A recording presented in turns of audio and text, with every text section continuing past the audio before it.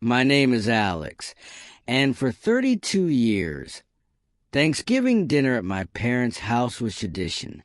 Laughter, familiar smells, the awkward small talk with distant relatives. It was all part of the ritual. This year, however, the ritual broke. This was the year they told me I wasn't welcome. This was the night they thought they'd teach me a lesson. They had no idea the lesson was about to be theirs. Serve in a way they could never have imagined. Growing up in our small town of Willow Creek, my relationship with my family was complicated. My parents always seemed to value conformity and a certain image above all else. I, on the other hand, had always been a bit of a black sheep. My career choices, my lifestyle, they never quite aligned with their expectations. My older brother, Mark, was a golden child, the one who followed the path they laid out perfectly. Thanksgiving was usually a tightrope walk for me, filled with thinly veiled criticisms and comparisons to Mark's success. This year, the tension had been building for weeks. My parents disapproved of my latest business venture, a tech startup focused on renewable energy. They called it unstable and unrealistic, constantly reminding me of Mark's secure job at the local bank. The subtle jabs during our phone calls escalated until a week before Thanksgiving, my mother called, her voice tight. "Alex," she began, her tone leaving no room for argument. "Your father and I have been talking. We think it would be best if you didn't come to Thanksgiving dinner this year." The words hit me like a physical blow. "What? Why?" I managed to stammer, my voice thick with disbelief.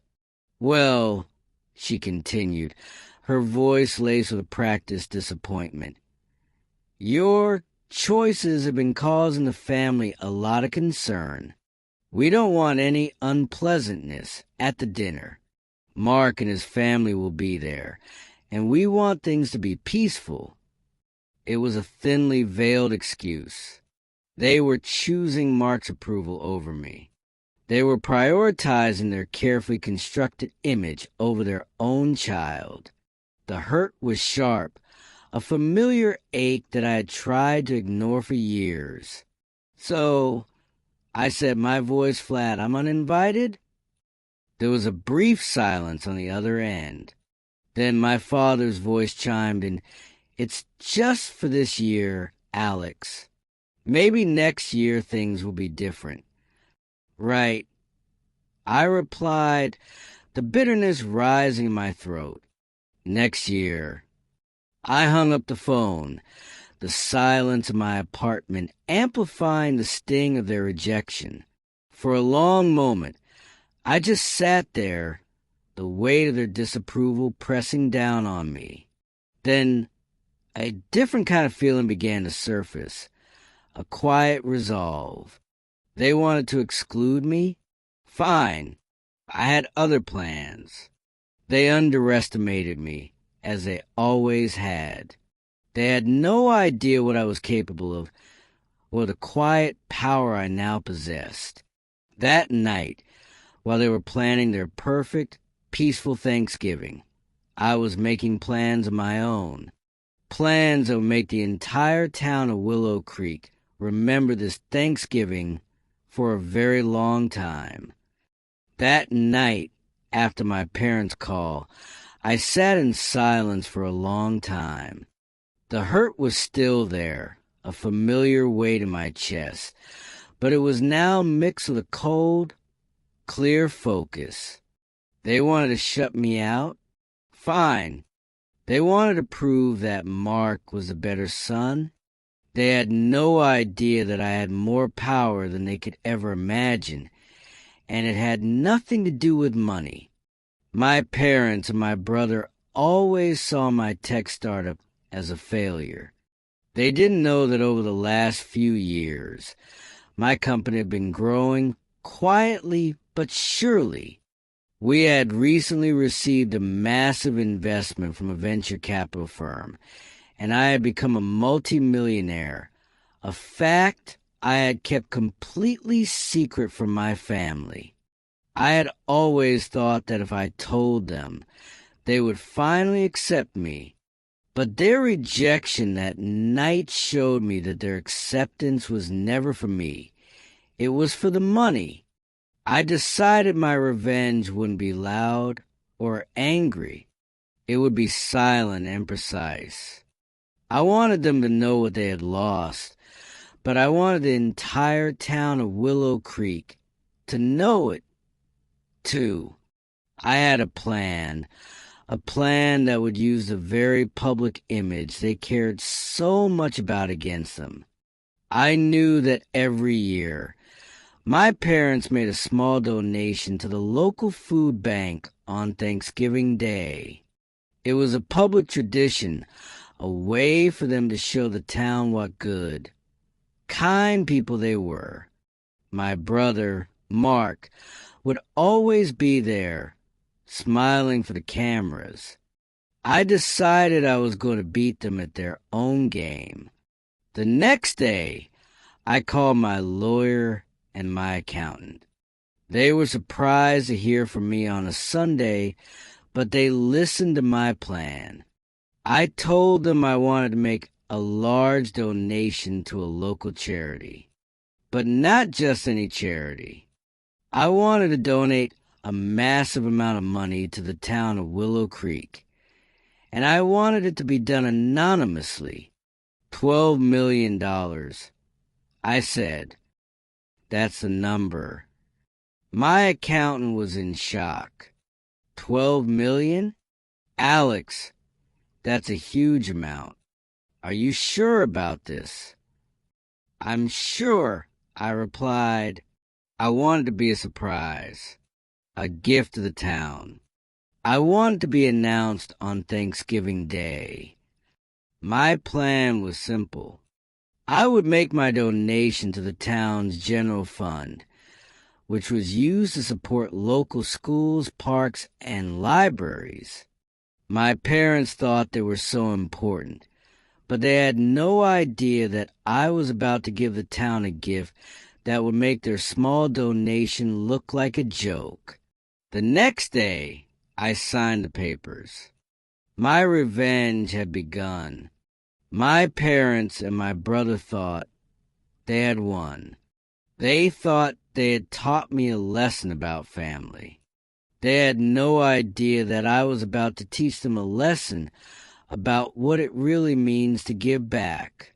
What will happen when they see the news? And how will the entire town of Willow Creek react? Thanksgiving Day arrived, bright and cold. My family was celebrating at my parents' home, their annual ritual of public perfection.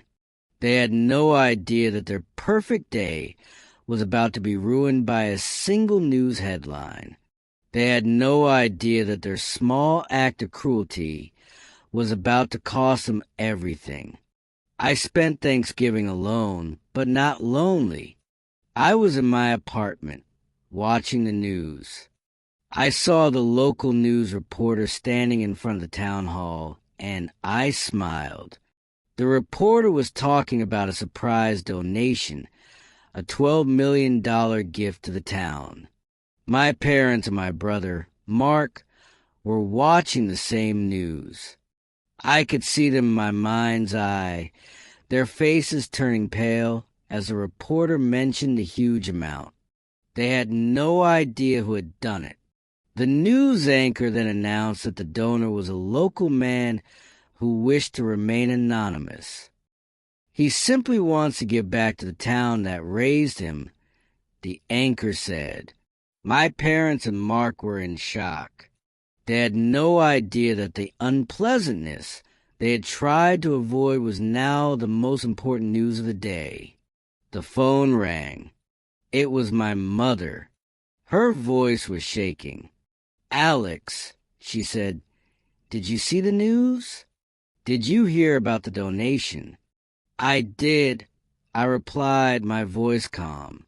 "Your father and I think it might be you," she said. "We were so proud of you. Why didn't you tell us?" "You didn't ask," I replied, my voice flat. "You were too busy telling me that my choices were unpleasant." There was a long silence on the other end of the line. "Alex, my father said, 'We're so sorry. We made a mistake. Please come home. We want to celebrate with you.'" "I can't," I said. "I'm not in Willow Creek. And you know what? It's not about the money. It's about a lesson. You chose to kick me out of Thanksgiving dinner.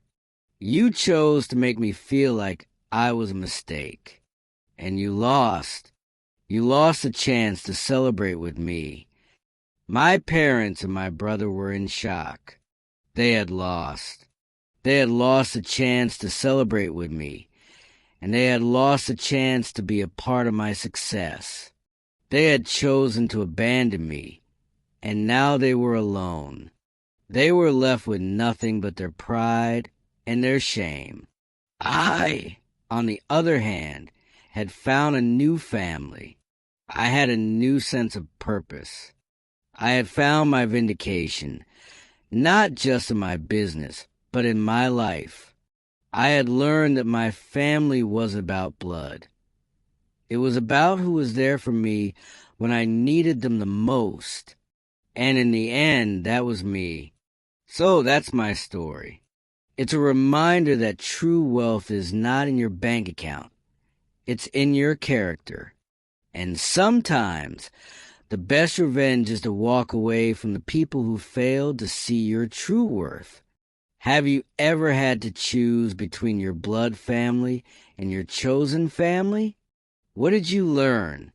Share your stories in the comments below. And if this story resonated with you, don't forget to like, share, and subscribe to hear more real-life lessons. Thank you for listening.